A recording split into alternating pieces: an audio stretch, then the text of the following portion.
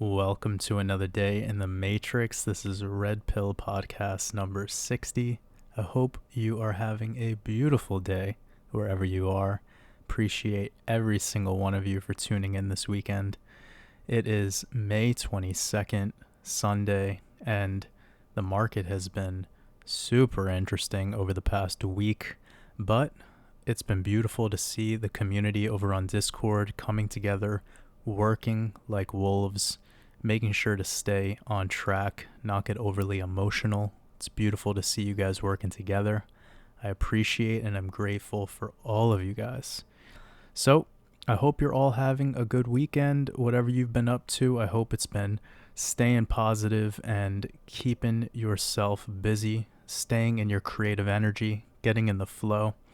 I have for sure been working nonstop every moment over this past weekend, working on the expansion mastermind, taking tons of notes, just trying to outdo myself on everything that I design in the background. Really lots of inspirational stuff that I have coming in the pipeline. So I'm excited to share that all with you guys when it's ready to go. I'll keep you updated every step of the way. It seems like every Friday live stream we have, there's more and more thought-provoking questions. And I just, it leaves me with the rest of the weekend thinking and taking notes and voice memos and just really inspired. And I love this time right now because this is a time where people are coming out of their shells. People are transmutating from the caterpillar to the butterfly. We're seeing the world transform, but in this moment, while everyone is in darkness, it's the opportunity to be the light. It is the opportunity. And I keep looking at everything that I used to look at negatively as positivity and opportunity. That's just me. And I know the more and more people that I speak with, the more people that I get in contact with, communities that I discuss these ideas with, it's just empowering everyone and bringing people together. No more division. Staying on this vibe has been really transformative for all of us. And whilst everyone is doing what they're doing, you have to focus on yourself. Focus on what serves you. Focus on what brings you bliss. Focus on what brings you neutrality. Don't get caught up in the drama and the theatrics and all the static in the background. Take an inventory of things that bring you bliss. Take an inventory of things that don't make you feel balanced.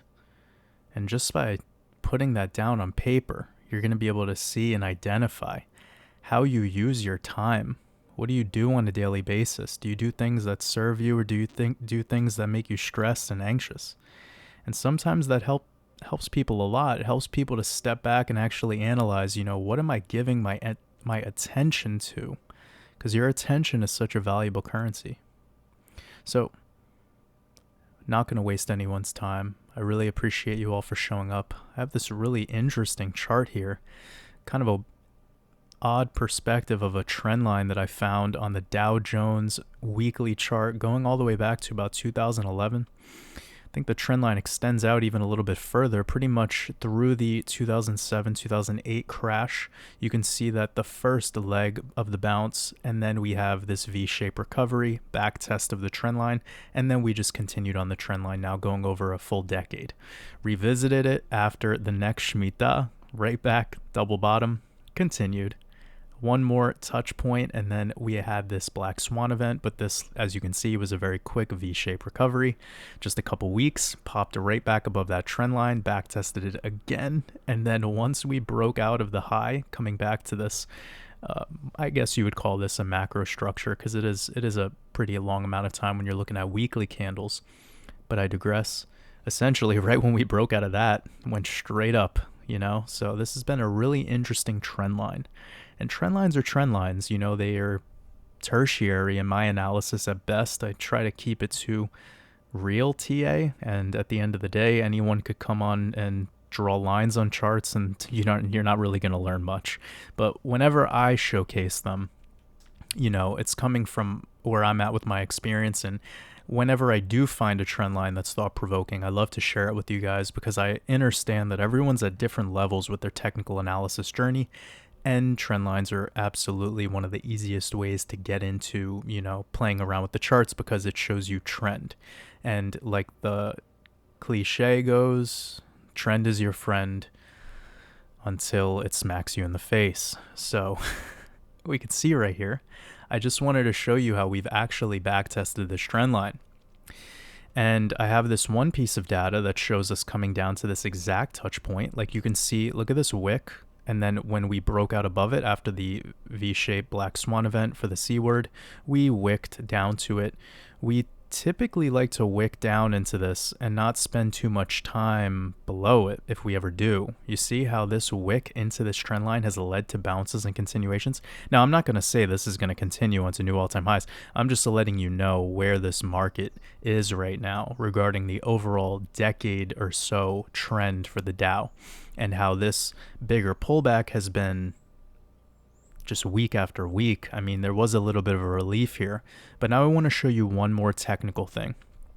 Oh, actually, before I get into that, if anyone is new to our community, I appreciate you. Welcome to the Wolf Pack. If you've yet to get Discord access, just go ahead and shoot me a message over on Patreon with your Discord username and the last 4 digits after your Discord username, and I will get back to you on a Patreon message with a Discord invite link. So don't email me or leave a comment. It's not how I could add you. The only way I could add you into our Discord is if you kindly message me on Patreon, and then I'll take care of you within the next 24 hours. So just wanted to make sure I reminded everyone of that. Oh, and also as well, I've had a lot of people reaching out to me asking, Jordan, how do I get access to your courses on a discount? So I have the Mastermind course, which is about 120 videos now, including the exit strategy blueprint. And I have my advanced trading course as a separate course. And both of those courses are available on discount for anyone who's a patron. All you have to do is look in the description box of this video, or you need to scroll down into the description of this Patreon post and you will find the discount link. That's all you need. And when you use that link, it will have the discount already added to the final price. So there's no promo code needed at checkout. It's nice and easy. And you'll see there's a 20% discount compared to if you just went directly to my website, watersabovecrypto.com, and looked at the prices of my courses that way, which is the way it shows when the public goes to my website. So you guys as patrons of mine get the best discount on my courses. And I know a lot of people lately have been asking because people are brand new to crypto. And I love this because I've had a couple collaborations lately with non-crypto channels, and it's bringing over people who are interested in how this market operates using the code of Gematria Numerology and Astrology, which is absolutely the focus of my Mastermind course. And just individuals been reaching out, really trying to get started on the right foot. I believe actually even another YouTube channel just recently came out and gave my course a shout out, said that the Wyckoff method that I taught, which I taught that over about 1.5 years ago, they were praising it. And then I've had other people show up to me just emailing me being like, oh my God, where can I get this course? So, I mean, it's great to see that it's becoming something that people are noticing. And I love the time that I took in my life to learn the Wyckoff method and study Richard Wyckoff and see how it's applicable to the cryptocurrency charts, particularly Bitcoin. And it changed my life. Like it really was, I say lucky in a sense because that's where I started my TA journey. Well, a lot of people start their TA journey learning from YouTubers. I actually decided to go back into the OG TA analysts, the OG market, analysts, and just seeing what was their methodology. And for me, building a strong foundation, building a strong base is the key to specializing in a skill. It is the key to saving yourself time. And when I taught Wyckoff method to the first couple private clients I had, it really allowed them to see with simplicity what's happening in this market without getting so caught up in all the indicators. And, that's the kind of stuff that helps best when you have a market compass. And the market compass is Wyckoff method. And that is the number one thing that I like to utilize when I'm getting into TA with pretty much anyone I teach. So again, that mastermind course is available for you guys. With that being said, I wanted to show you guys one more chart. I believe it was this Dow Jones chart right here. Boom. Okay, perfect. All right, guys, so this again is a very, very simple chart. It looks a little weird, but you can see this is the 2018 top. This is the top before the bigger sell-off into March of 2020. And then recently, we've actually been back testing it after the all-time high, and then we broke through it. So we broke through what is called a horizontal support, and we also broke through down through this trend line support now, which actually, it was a trend line resistance. We flipped it as a very short-term support, but we can't even call it a support because we only tested it about I'll call it 2 times. 2 times would be fair because we broke above it. The initial back test, I would never count. I would count how we magnetize back towards it. So what that means is after we broke above it and we had a couple weeks trading outside of it, and then we had the full extension to the all-time high, this would be the first retest. Then you have a rejection, or what I'm calling a dead cat bounce, and I'll explain that in a moment for you guys. Then we have a break of both supports. We have the break of the horizontal support, plus we have a break of what could have been called a resistance, flipped as a support. So we didn't get that opportunity on this. It is broken down, and now I'm just going to keep this trend line up for one reason, okay? Whenever you have something noticeable like this, an obvious trend line resistance with an attempt flip into support, we want to see how it reacts coming back up to it, even if it does come back. I mean, I'm not saying this is 100% going to gravitate back up, but let me explain this, okay? You guys heard me say a moment ago, the dead cat bounce, and you hear, like, I'm hitting you guys with TA right off the bat in this one because I just want to give you guys as much value this week. It's beautiful outside today. It's super sunny. I want to get out in Mother Nature, so I'm going to just give you guys it all. You know, as much TA as I have on my mind right now, I'm going to channel that out towards you guys. So if this is a little bit technical, again, like I said a moment ago, I have the Mastermind course. It teaches all that basic stuff. If you have it already, definitely go look back on it when you have some free time and you want to just watch a couple videos and freshen up on some of the basics. And for those of you that are brand new, that Mastermind course discount link is available, and you guys are going to get a ton of value out of it. So this move that we're seeing is a dead cat bounce, and I'm going to explain right now. So we have this area chart. This will make things a lot more simple. We have an all-time high and then a initial larger sell-off, and then we have this rebound rally which had a higher or lower high, excuse me. So you have a high, you have a higher or lower high, and then you have another lower high. This right here was a sign that this is getting weak, and when we returned back to backtest this support line, the moment we broke through it, it confirmed what is called a dead cat bounce. Now, how do you determine how low a dead cat bounce can initially go? Well, what I like to do is use my Fibonacci retracement tool, but I will use it in reverse. Okay, so look at this. After we have this big shakeout liquidity, basically just a rug pull. People call it a black swan event. We could call it that for sure.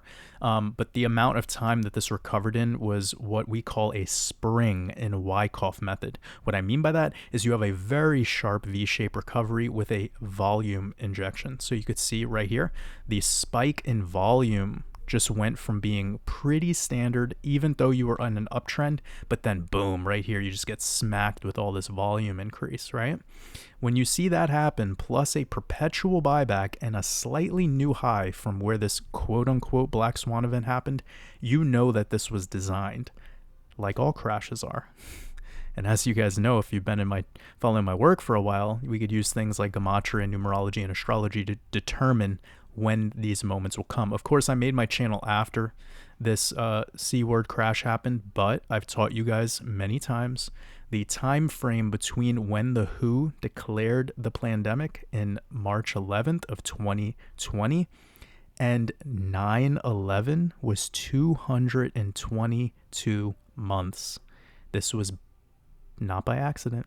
It's the 222.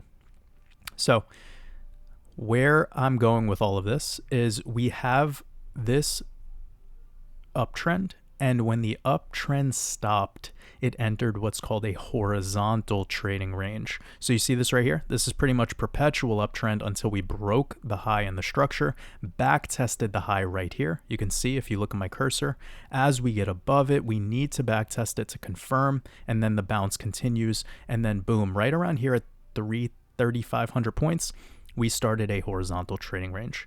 We could confirm this was a horizontal trading range after this wick happened right here, because when you broke structure to the downside, you maintained staying sideways. So horizontal trading ranges are quite important for those who are doing analysis, because that's where Wyckoff method comes into play. And horizontal trading ranges are much more, just to put it into a terminology, they're much more of a, trying to think of the best way to say this. I don't want to waste too much time on coming up with the proper word out of my lexicon, but I think it's most important just to consider that a trend eventually needs to stop. So let me just reverse engineer my explanation, and then this is the way I think I could break it down just in basics, in the semantics of the matter. So when you have a market just going up for a long period of time, something has to slow it down, and then it needs to kind of halt. Like when you're driving a car, you can go up in speed for a little bit of time, and then eventually you need to start driving at a normal pace. You can't just go from 80 miles an hour to 100 miles an hour to 200 miles an hour. Like, your car's eventually going to start becoming unsustainable driving at that speed. So you need to slow it down. And one of the ways I could utilize that explanation right there is think about the way you're driving and the speed you're increasing your driving, and the momentum is considerable in comparison to the RSI indicator. I don't want to get too off the rails here with this explanation, but when you're just moving up, you eventually need to go sideways. And when you're moving up for a while, eventually you're going to have to reset the market. And that's what a moment like this is. And that reset just allowed for more continuation because of what the Federal Reserve did and pretty much all central banks. So this was the top side horizontal trading range. And what we could see from this swing high right here, or swing low to this swing high, I pulled a bearish retrace, and it gives me the 1618 right here at 30,600 points. The Dow Jones wicked down to that level the last trading day that we had. So that was this recent Friday. So this is kind of the territory where I would expect us to that we do have a couple of things going on, and I want to just explain piece by piece. But what I'm trying to say here is I believe that this is the noticeable dead cat bounce scenario playing out, and this is probably the time for a little bit of a bounce. The Dow Jones doesn't have as much volatility as something like crypto, but it does dictate the movement and the momentum and the direction of the crypto market. Rewind the last 10 seconds of what I just said. That's really important. So we have a bunch of things going on. We have the break of this support right here. This is a sign that, it's probably gonna slide a little bit more. We slid down to this 1618, which was measured off the bearish retrace, pulling a fib from this low to this high, the all-time high, by the way. And you can see right now, this is confirmed. It's back tested it. This is within just a couple points. If I look exactly, it hit 30,639, and this is pretty much right there within 30 or 40 points. One other thing I can mention is we can see here just by trend from this wick here, we're in a downtrend on lows. So we have low, lower low, lower low, and lower low. But the RSI, on the other hand, is actually printing somewhat of an uptrend regarding the lows. Okay? So when you're seeing the RSI planting an uptrend while the price is going in a downtrend, this is actually a bullish divergence. I'm not here to call this we are definitely going up, but I'm just giving you some of the technicals right now so you can make up your own mind. Back test of the 1618 off of the dead cat bounce scenario, and then of course you have, this is even a trend line right here that we could have considered support. And now we're just waiting for this market to rebound a little bit. And I suppose with regards to the indices like the Dow Jones, NASDAQ, and the Russell and even the S&P, you're going to need the Fed to come out and kind of spellcast to do what it has to do. But it's all designed according to the month by month and the eclipses. And, you know, what I mean by month by month, it has to deal with the lunar cycle. That's what we're most focused on here on this channel. So I just wanted to show you guys that. I think it's pretty interesting. And now the next thing that you would want to see is a return up to this trend line. And if it gets rejected here, not only is it getting rejected at this trend line, but it's getting rejected at the prior horizontal support. So that would be a rejection on two big converging trend lines. You'd have this flat trend line right here going at around 33,000 points. And then you would also have this longer term, what was a resistance that seemed to be a potential support. It would just be confirming it as maintaining its resistance. And this trend line would be left on our charts indefinitely for the long term. So just a little bit of trend line analysis for you guys and some words of wisdom and information here. Now, if we were to have a move like that, the next move would be breaking the 1618, and then we would slide to the 2618, and then probably as deep as these levels down here. And that is probably what we're expecting around October to November, around the eclipses after Shemitah ends. So if you're new here and you've yet to watch my Shemitah Decoded video, please go watch that. I feel like you're going to learn so much if you take a look into that video. And don't worry about the month by month. Focus on the information that I'm sharing about September around Elul 29, the day before we move into Tishri, which is the end of Shemitah, and that is the day of the release. So Shemitah means to release.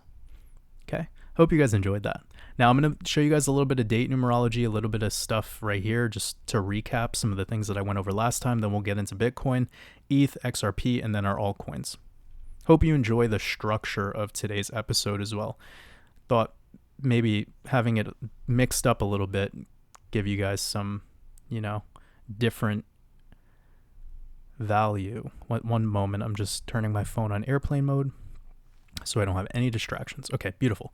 So today is May 22nd. Tomorrow is May 23rd. May 23rd is the 222 days left in the year. We've been talking about this for a while. I've been talking about this probably past 2 weeks with you guys, so nothing new to see here.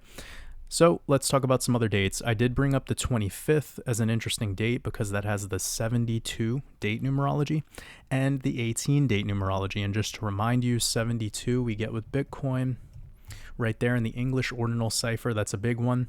And then also with the 18 date numerology that I was just telling you about right there, that would be the standard date numerology. That's Shemitah. Getting that with the Chaldean. So it's big. Okay. So I'm interested in this day for sure because of a couple of connections.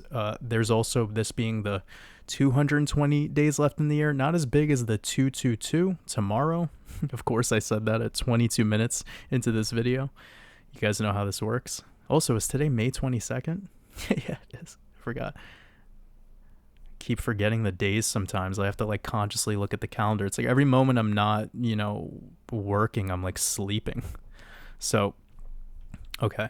Ooh, also this is going to be the 818, that 8 months and 18 days since the start of Shemitah. That's not super, super big, but the fact that it lands on the 18 date numerology, that could be something because it's the 818 mirrored of the 18.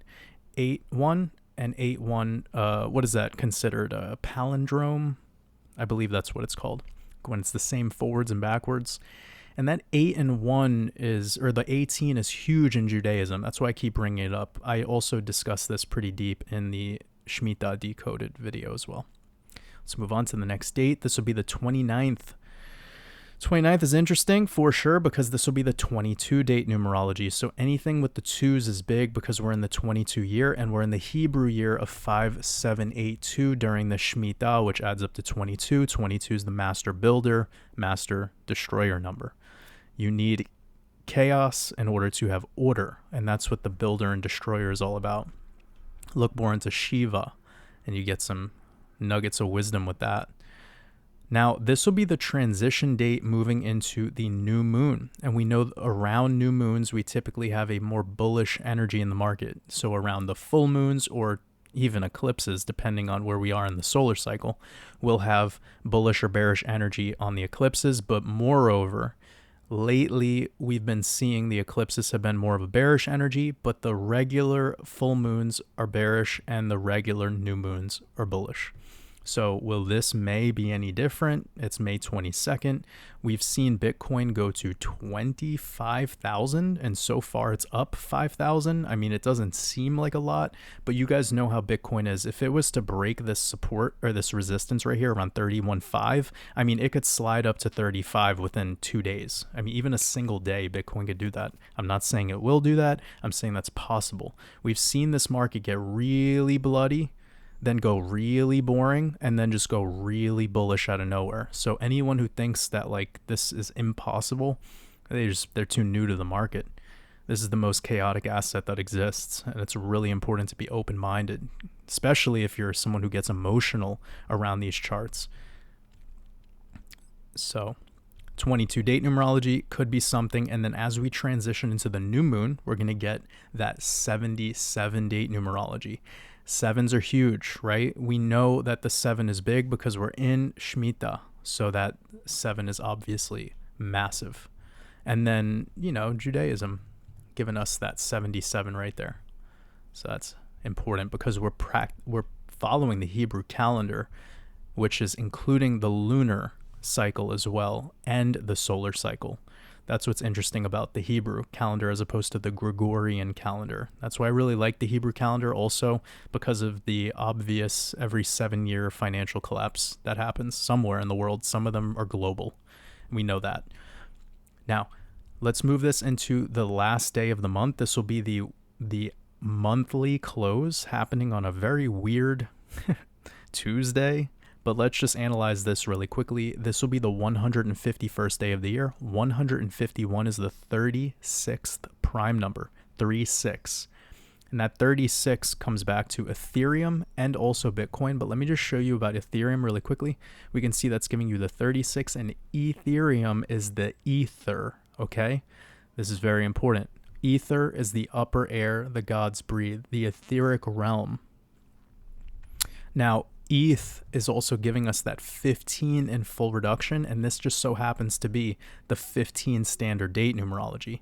That 151 is the mirror of the 5115 all as one, There has to be a word for that. We have to find that word. You guys let me know. It's crazy English language. I'm an extraterrestrial outside of the firmament trying to speak English. So that 151, the 36th prime, one other important thing to say, okay, just to help you guys with an extra layer, and you've saw me do this before, but this will be a Tuesday, and Tuesday is Martes, which is the day of Mars, the day of Aries, okay? So remember this 15? Well, Mars, you see that 15 in the same cipher is Mars 15. So we also have a match on the exact date to the planet that this day is for. So that's an extra layer of confluence for you guys. Now, this is what I really wanted to get to. Here's the date that I think will be the most interesting out of all of what I've shared with you so far. Besides tomorrow. Tomorrow being the 222nd day on a Monday. That's pretty big. But let's just analyze next Saturday, right?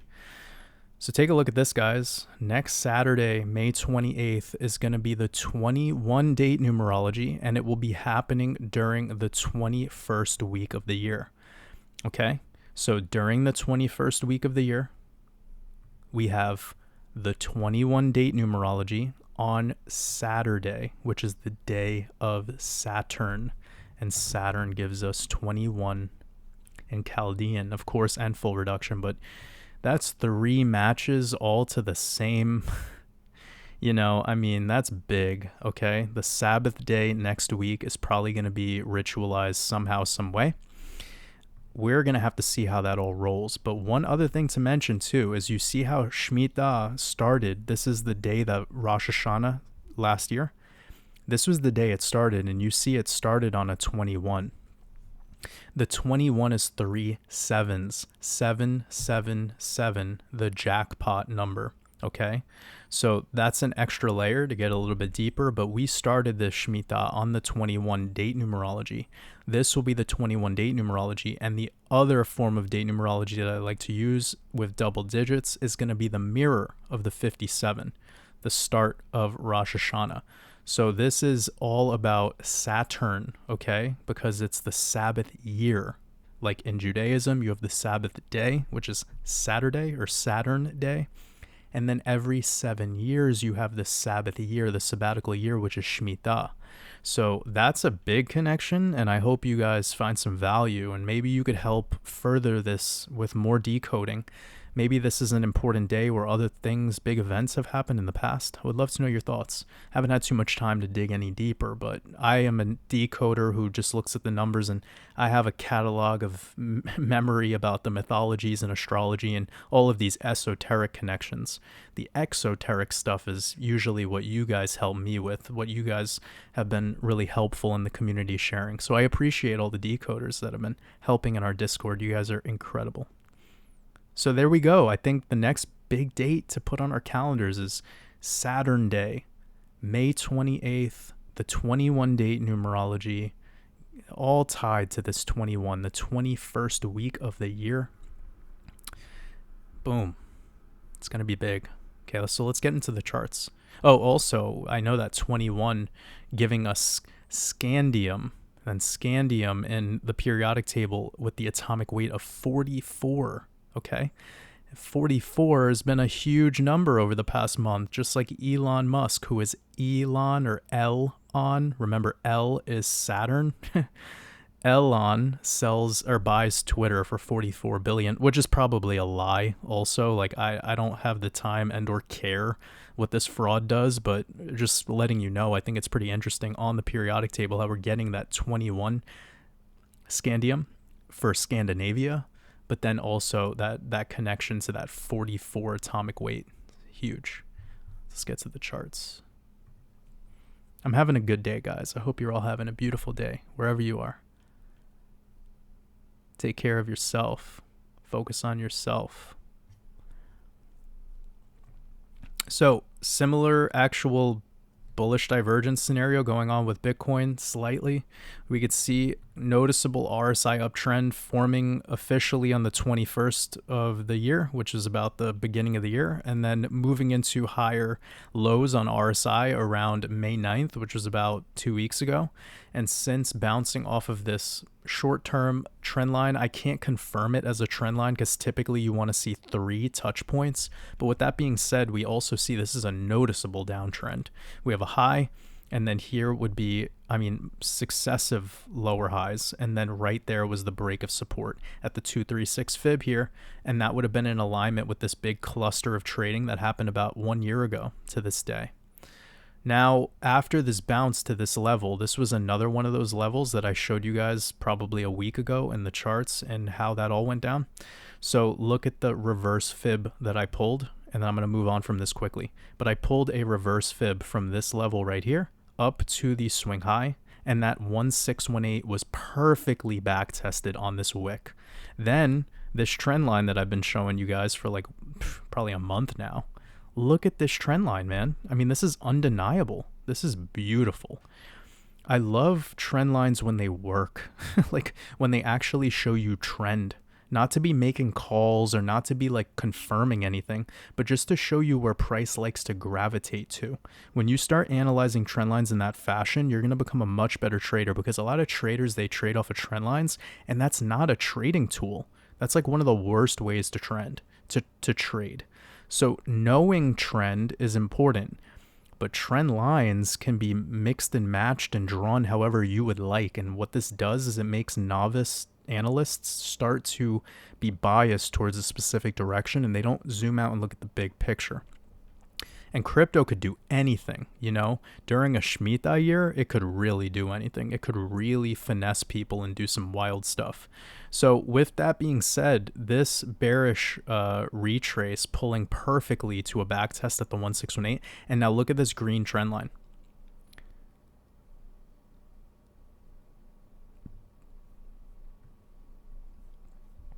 It's crazy.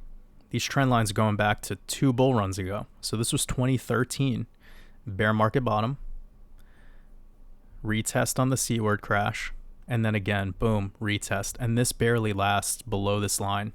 Barely. We're talking about like 4 trading days. Best buying opportunity in history for the whole for all assets, not just Bitcoin. So I really like to see multiple confluences on bounces and any macro trend lines. If we're going to use trend lines, they have to be pretty long term and they have to have some sense.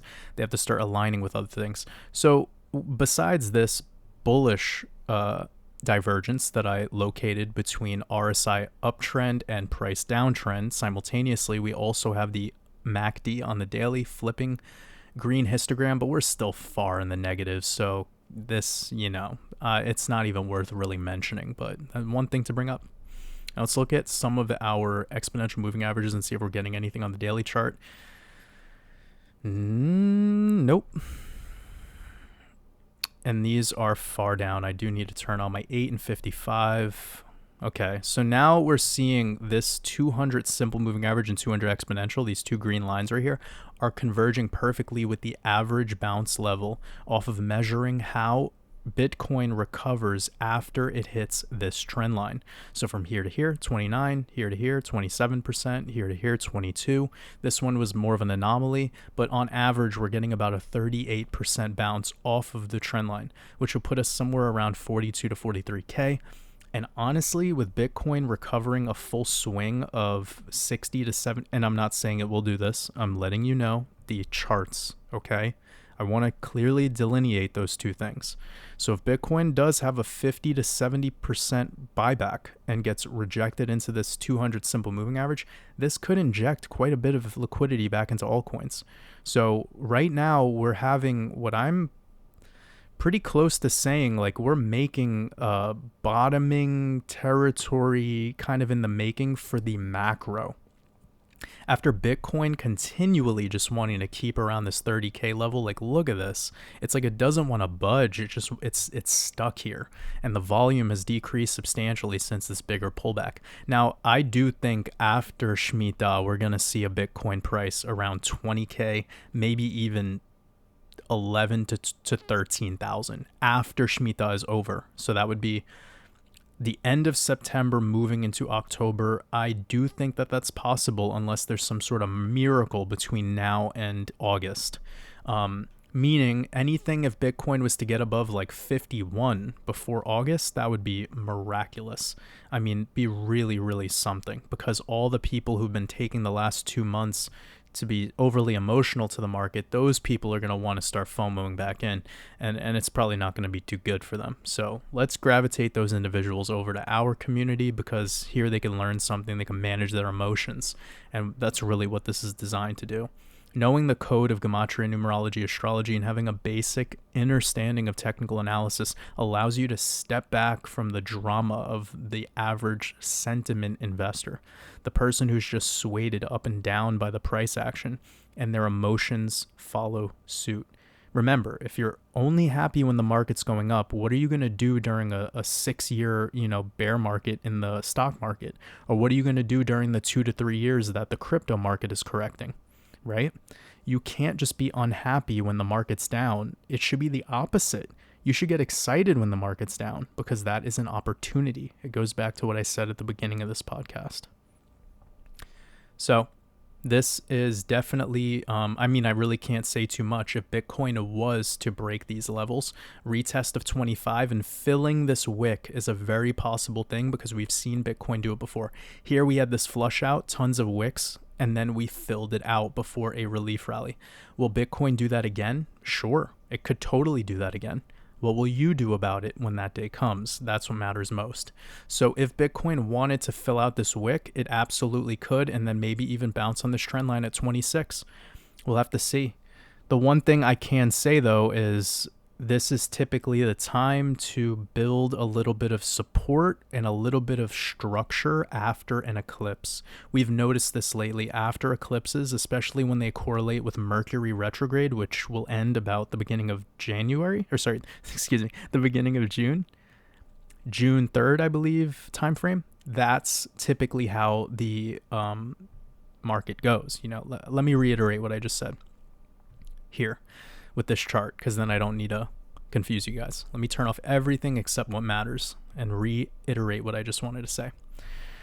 Okay, so let me go here. Let me turn on line. Let me turn this craziness off. Let me even turn this off. This might be confusing you guys too. All right. So you can see these are the red boxes are when Mercury is stationed retrograde. And as we get towards the end of Mercury retrograde, we typically have a little bit of bullish relief. Even here during these eclipses that we had, sorry, right there, we slid into Mercury retrograde, but look at how it ended. And then it actually recovered even to getting a slightly higher high from the end of Mercury station retrograde. This just uptrend the whole time. This hit it near the very end, which we're getting pretty close to, and that would align with an upcoming new moon. Here, just rallied the whole time. Here, rallied the whole time. So we're not seeing that type of iteration. We might be seeing something similar to this, okay? Something where we have, oh, and one more thing, for those people that are looking at this, really interesting. If you take off of this measure to this measure, it's about 62%, and if you take off of the recent pullback, it's about 62%. So that's really amazing. Like if you go down, you see right there from this level down to the swing low, it's about 62%. And let me show you here. I'm going from 69,000. It's going to be hard to be exact because this thing isn't going to want to. But here, off that wick, you see 61.5. I mean, it's literally 62% both iterations. Now, what are the odds, okay? What are the odds of eclipses around Mercury station retrograde, huge flush out, and both times it's 62% total move? That's crazy. Like, that's really interesting. And it could just be 61% because I'll show you really quickly. That 61 mirror is the 16. And we've been getting that lately with like negative aspect stuff on the world stage. Russia giving us that 16. I've been seeing a couple of situations where it's a little bit like you see Aries giving you the 16 in full reduction. It's the god of war. So yeah, just interesting. I didn't want to like get too deep into that to confuse anyone, but I think that's something to consider. So just wanted to make what I said a moment ago clear. Let's move on to ETH. All right, so this is a little bit easier to analyze because we have a little bit more structure to play around with. So you could see buying climax, selling climax, and then we had a bull trap to the top, sort of like an up thrust after a short-term attempt of distribution with this lower high, but this ended up being a downtrend after a break right here about 2 weeks ago when it broke the 236. It was holding the 236 really nicely, which would have been confirming this as a resistance flip support, but then we slid down all the way to like a double bottom. Okay, so let me show you on the weekly chart. This is like a double bottom. You have this cluster and then another test. Now this looks ugly because this looks like a head and shoulders to me, and this could flush to $400, probably $400, $500, and the timing of that would be perfectly executed around the end of the Hebrew year.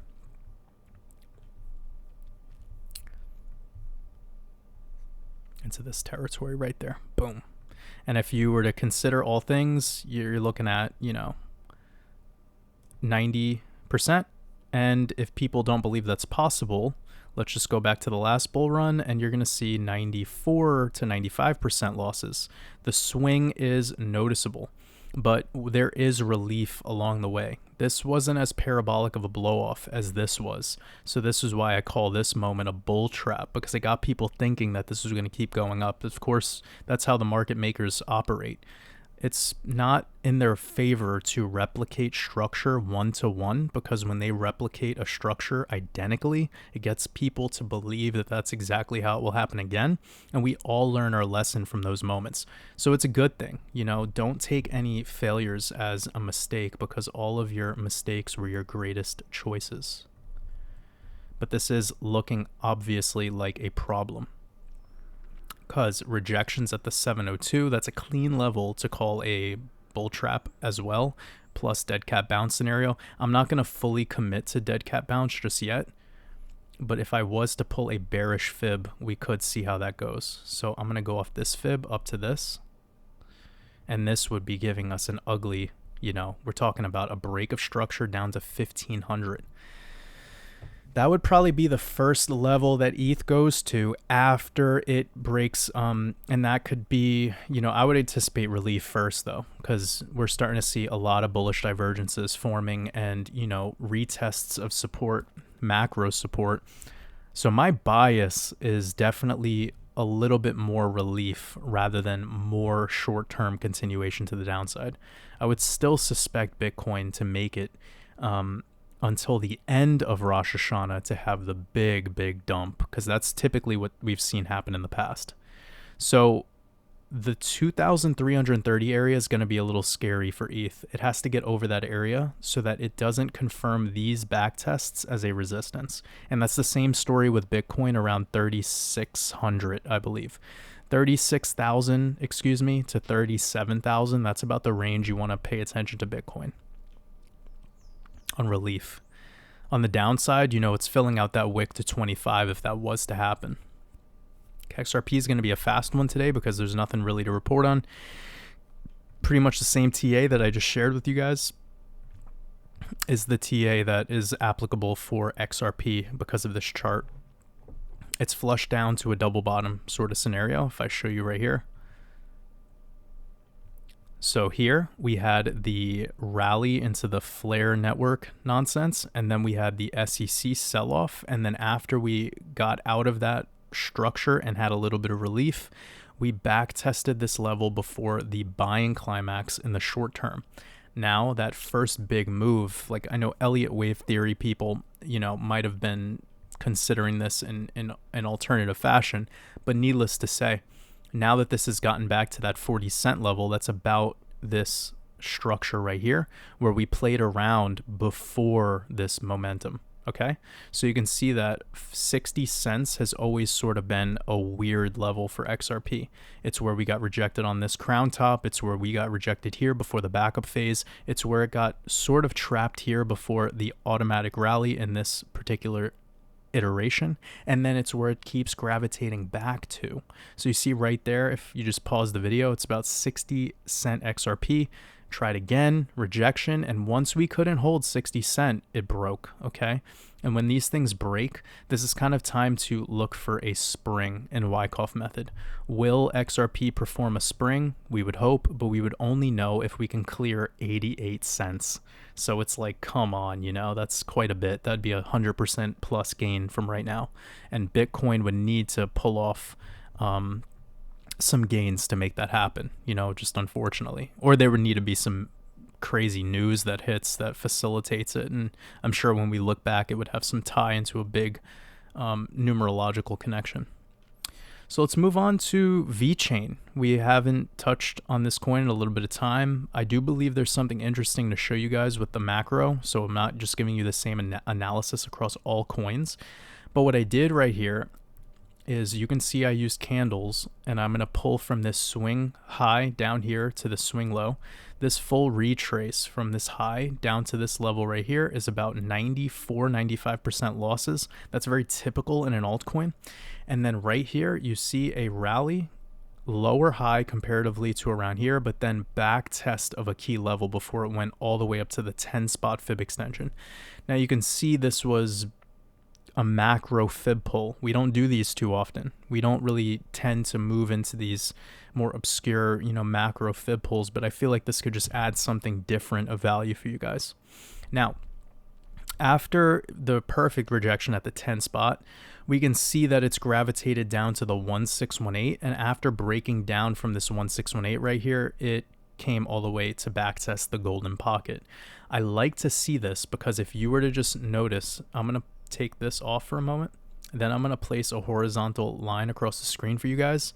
Notice this top right here. So you see flush out, V-shape recovery, rejection. Okay, now watch this.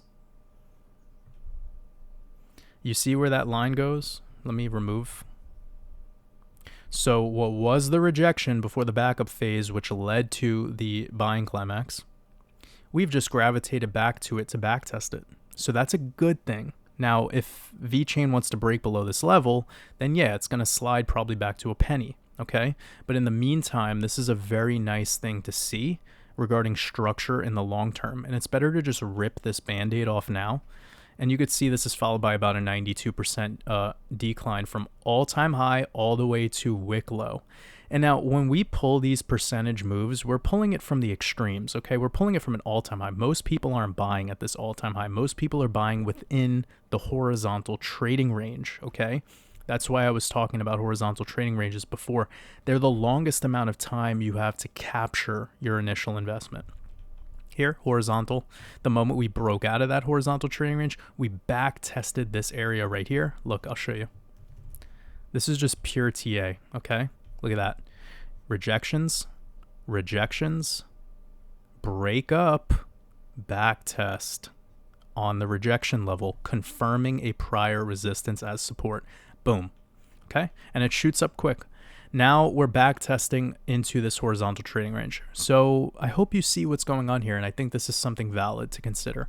Now, if we're looking at RSI, we're also seeing extreme readings below into the 20 levels on the daily, multiple 20 readings into the daily. And on a fib perspective, the 236 is going to be in troubling territory, right at that rejection level.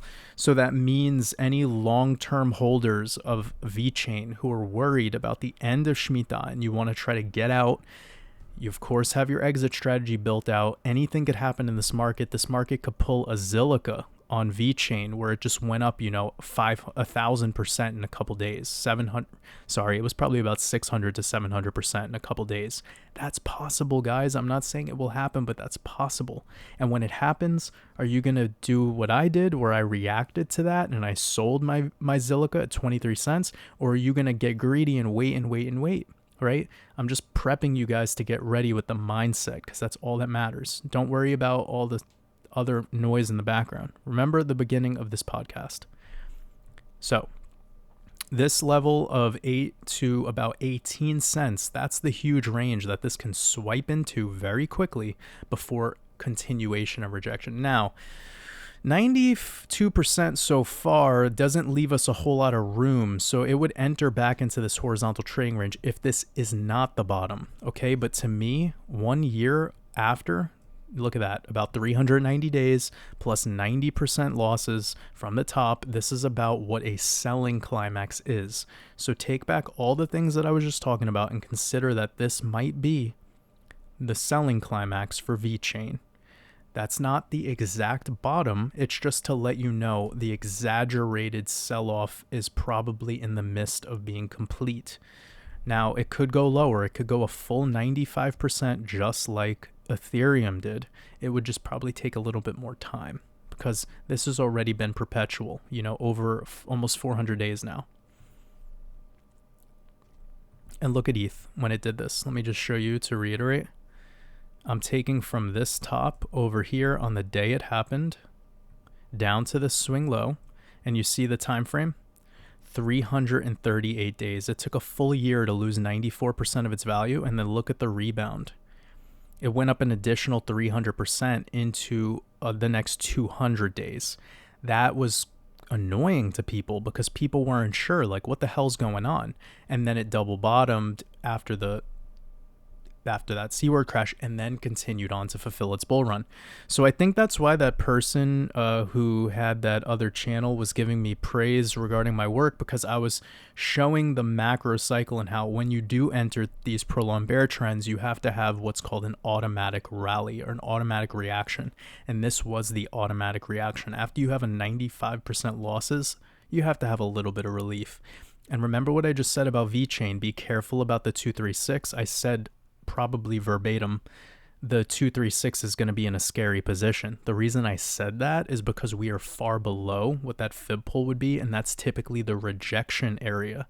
So again, you don't want to get dumb around this relief rally because this might be your last chance to de-risk for another 400 days, So that kind of wisdom I just shared could save your ass for a whole year if you just take the charts and look at them for what they are.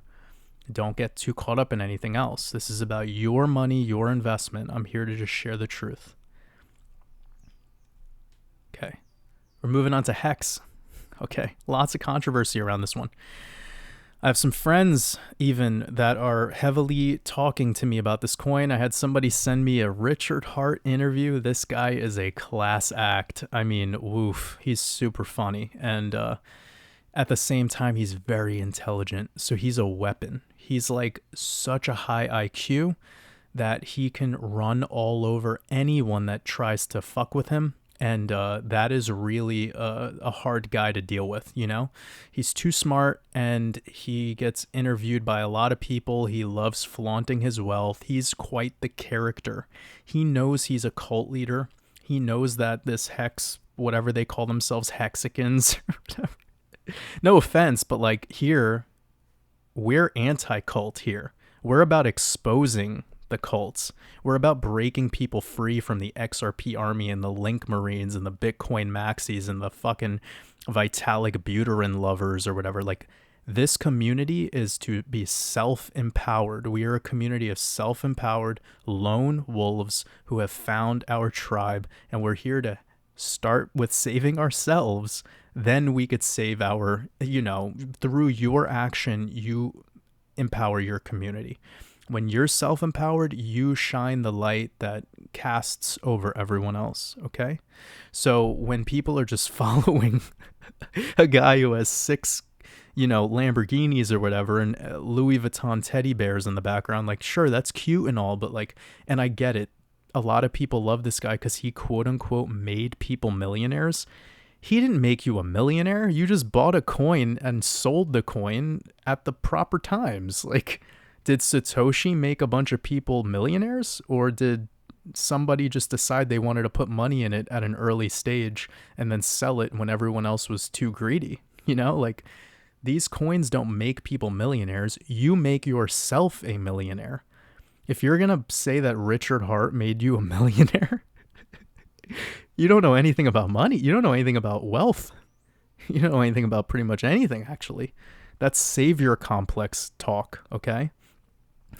This red pill might really, you know, kill some people's vibe, but it's just the fucking truth, man. Because I've seen the same bullshit happen with the XRP army, with loving Chris Larson and David Schwartz and Brad Garlinghouse, and you just see what these people have done to people. All the biggest dips were times where Ripple sold their coins on their investors, right? Like, this isn't new. Look at what happened with Luna, right? And the guy that runs Luna was laughing at people as they were going like losing everything in this project, okay? So I just want people to get away from the leadership of these technocrat leaders. They don't give a fuck about you, okay? They're not here to teach you a skill. They're not here to teach you much of anything. They're not here to shed wisdom on you. But what I will say about Richard Hart is Richard Hart does have a nuance to him, a finesse, which makes me feel like he's in the club. He's probably someone who's down with the craft, but he's kind of given free rein to expose, because the articulating nature of the way he speaks, you know, he's so sophisticated that stupid people won't even know that he's saying the truth. And he's actually come out and said a lot of things that I do agree on, like exposing the CBDCs and what's going on with blockchain technology and the quantum financial system moving forward. But as for the technology of Hex and Pulse X and Pulse Chain and all that, I do not know, and I don't desire to actually learn too much about it because my plate's full. I'm not here to ride someone else's coattails of their project. I'm here to create my own projects. So that just solidifies where I'm at with it, because a lot of people keep reaching out to me trying to teach me about what's going on with this blockchain world, and I know enough to know where it gets to be a weapon when it's no longer a tool. And I think some of the shit that's going on in this sector is really distorting people's perception of how money works. So Hex, and again, I've learned enough to the point where it's a tool, and I don't have any desire to learn any more regarding it because it won't help me at this time. We are in Shemitah. After September, we'll see what Hex does, but it'll probably retrace down to a penny, okay? It's probably where it needs to go. But what I'll say now is this is a nice horizontal trading range. It's pulling up against support. This is probably bound to have a relief rally, especially if Bitcoin could pull up a little bit. I've heard a lot of people say this acts counter to the Bitcoin price action. I don't necessarily know. If I could totally quantify that just yet because the price history for this coin is so little comparatively to Bitcoin. Bitcoin's been around for 13 years. This coin has been around for what, 2? So it's done really well, don't get me wrong, and that's awesome. But it hasn't really had its first big, horrific collapse just yet. And if Ethereum could go through it and all the other great projects can go through it, then I assume people will learn eventually how this coin will go. This is down about 80% from the top, still much better performing than some other things, but this thing's probably going to head back to 2 to 1 cent. Probably around here to backtest this little wick. And I mean, this is the best chart history I can get. If I had a little more chart history, I'd be, and I assume this thing was even much smaller fractions of a penny. It's performed really well, by the way. But yeah, that's my piece on that. I know people kind of wanted to hear my opinion on the project more than the TA. I just think people are idolizing this man. He might be really cool too. Like he probably knows about Gematria. He probably studies the Kabbalah. He probably is so fucking smart where he reads those texts and he's able to remember it the day he reads it. That's how I am. Whenever I read anything or learn anything, it's like photographic. I just read it one time and I'm done. I don't need to really look back at it ever again. That's one of my gifts. And I have a feeling that he's like that too, but he markets himself as this kind of like wealthy guy, and he does it on purpose because he knows the type of person it attracts. And it doesn't attract me. It's just not my thing. I don't even show myself, you know? I think this whole flaunting your watches and your cars and shit, I guess it's cool, but like, I don't know, man. Like, it's not my guy. But I feel like me and him would make a hilarious podcast though, because we both don't give a shit enough to keep up with all the bullshit that we would just have I think it would actually be pretty entertaining. I don't know the guy, by the way, and I'm not saying anything negative about him. I'm speaking my words towards his following, his cult. You know, I want people to be careful getting caught up in these cults because it happened with XRP, and I was one of the few channels going against the grain, calling out the XRP army, but I wasn't trying to talk shit. I was trying to help them. I was trying to get them to see what XRP really was and how you could analyze it in the charts and actually do something about, you know, what you're holding instead of just waiting and waiting and waiting and waiting and waiting and waiting for like whatever the fuck to occur. You could try that tactic. It works really well. It's just you have to have cash flow in the meantime. I am a long-term XRP holder. It's my third biggest holding, but I have business endeavors. I'm creating, you know, new projects. I'm talking with business owners all the time. Like I'm busy. I'm taking action. I'm not just sitting on a token and hoping it goes up. And that's what I would rather help people with. If you want to stack XRP, go for it. That's an awesome investment. I believe in XRP for the long term, but I don't think wasting time all day just watching Brad Garlinghouse speeches is going to help you in your life. It's not. Like, I'm sorry, but like the guy's not giving business advice. He's not really teaching anyone anything. He's just a sock puppet who works for the government, and that's okay. Only after you realize what he actually is instead of giving him your energy. So anyways, that's my last thing to say. I love you guys. I love you guys so much, and I love this community, and I know that we're set apart from others, but I do know that new people come in and these words need to be shared. I know it's not popular. I know it might hurt people's feelings, but this is the Red Pill podcast, and if the red pill is too hard to swallow, either get a glass of water or keep it moving. We still love you anyways. This isn't about hurting feelings. This is about opening up pineal glands. Okay, Icon. I have one quick thing to say about this. I can't spend too much time on it just because of the kind of where we're at with this.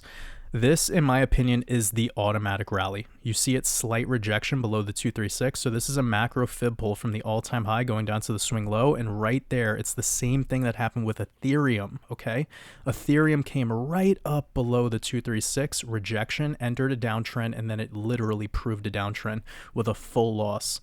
Heading into 95%. So this is at 91%. This chart is building a lot of chart history, and who knows where this can go. But the fact that it's entered its horizontal trading range and it's kind of, done this structure that we've seen before in other charts is pretty promising that this is eventually going to stall down, and we're going to have what's called an SOS.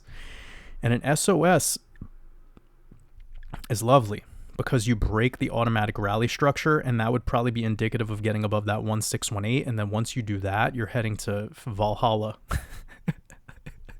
You're going to go to the 1618 of the macro fractal, somewhere to $21. So, you know, that's probably where this, I wouldn't call it any higher than that. I would say conservatively, probably the golden pocket, it'll get rejected first because that's at the 4236 on this local fib pull. But then it would look like something like this, you know, and then the blow off top kind of deal into that 1618 right there. And then it would just collapse back down into this trading range that used to be the former. So that's probably going to take some time though, guys. So this is still accumulation for this coin. Now if this turns into a double bottom, this is going to get ugly. It's going to go all the way down, probably somewhere into this region. I would have to look at weekly or monthly closes to determine that level though. Oh yeah, probably go. Yeah. That's a big move, man. Yeah, we know these altcoins, man, they're unsavory. They could really pull back, and we're still in accumulation territory clearly for this coin. But just to let people know where this is at structurally, I believe this was the buying climax, selling climax, and then this was the automatic rally. So the next step is building structure, confirming, is this going to be a double bottom or is this going to be a higher low? Obviously you want it to be a higher low. That would be the most bullish. This is kind of the territory you would expect anyways, because it's a 90% pullback. And then after that higher low, you would continue into potentially the SOS, and the SOS, or the sign of strength, is a great moment because you again, it's called sign of strength for a reason. You feel strength coming back into the project. Okay, wrap these up quick. Oof. Okay, I looked at this coin once. It's Oasis Network Rose. Okay, so this is a distributional top, and this has returned all the way back to the structural lows before the first move up. And now I suspect we might have a little bit of a trend line here, like this. Let me see if I could just go on candles and get something similar. Yeah, okay, so if we break this trend line at the bottom, we're going to sink probably into this structure somewhere around 4 to 4 cents. Somewhere around 4 cents, and that would be a full retrace down, or that would be a full rejection down to where it started, giving up essentially all of its gains. Yeah, 95%. Go all the way back to where it started on this chart. This is the oldest chart I could get. Okay, so what we do in this scenario is you want to pull from here to your local level, and you really would want to get out around that 236, and you can see it's a straight line. So there's probably no volume traded in this range. You go to your VPR indicator, if you have VPVR indicator, and okay, so we're right there at the POC, the point of control. This would be good to be a higher low. So you have your low, higher low, and another higher low. That'd be great if it could bounce. And anything I would say above 10 cents would indicate this is probably going to gravitate up to somewhere to the 15, 18 cent range. And then I would look to be exiting around that. And that'd also probably be indicative of a very steep trend line. And this would just start to look like absolute shit. I don't know about this project. I don't really know too much about the use case for it. If it's not ISO 222, I'm not really too interested in building any big positions, but I don't mind building venture capital stuff at all. 1% to 2% positions. I'm fine with that because that's money that you're willing to watch go to zero. But this project structure is just not enough for me. It's a crown top. It's like a Bart Simpson head. It went up and came down as quick as it went up through the same price levels, meaning there's really no liquidity that was built around this level. I would like to see this build more liquidity. I would like to see this build more trading around 15 cents to 10 cents, filling out this area. You know what I mean? If it doesn't fill out this area, then it's going to be a weak chart, but I would love to see something like this. Maybe even like a Livermore, kind of like one of these, or like a awkward bear flag kind of deal would even be good. Like, I know that's not a good thing, but when we're in crypto land, it's all about building strength in the charts through trading range. Because yes, even if it does break down, we have something to kind of build as a range. When you just have these pumpy dumpy things, there's not too much to say from a technical analysis point of view, which is what I do. So, yep, this thing, I gave you your level to consider de-risking. Raven coin. Oof. Okay. Oh, this thing's still going back. All right, so this thing hasn't done anything in years. 2018, it's still just here hanging out with us. Okay, pretty decent move off the structural low, about 2,000, 3,000%. But once it broke this level here, it just went right back into the trading range. And think about this. This is the C-word crash. Okay, so off the very, very low wick of the C-word crash, this thing has only gone up 100% off the C-word, off of this dip right here. So like Bitcoin has outperformed this regarding overall structure just in the past 2 years. It's been less, and that's kind of weird for altcoins to be that bad at when you see a coin that performs this poorly. Yeah, there's not too much to say about it. Yep, just in the trading range, I suppose the VPVR could give us a story of where the POC is and we could get some kind of an idea. Okay, beautiful. We back tested it. Okay, this is good.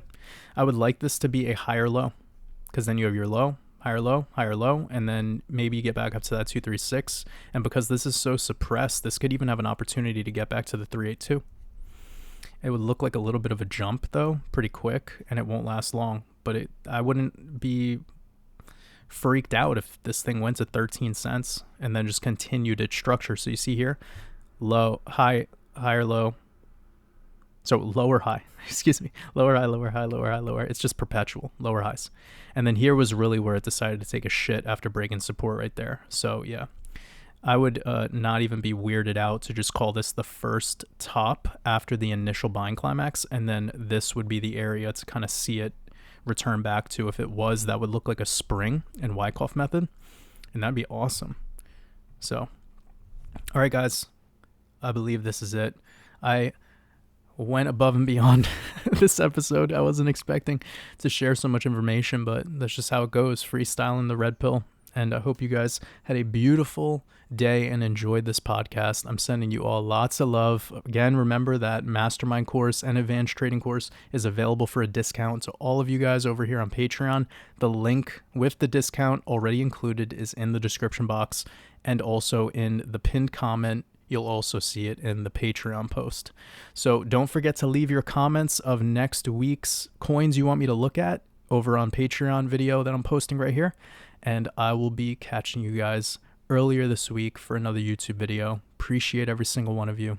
Much love.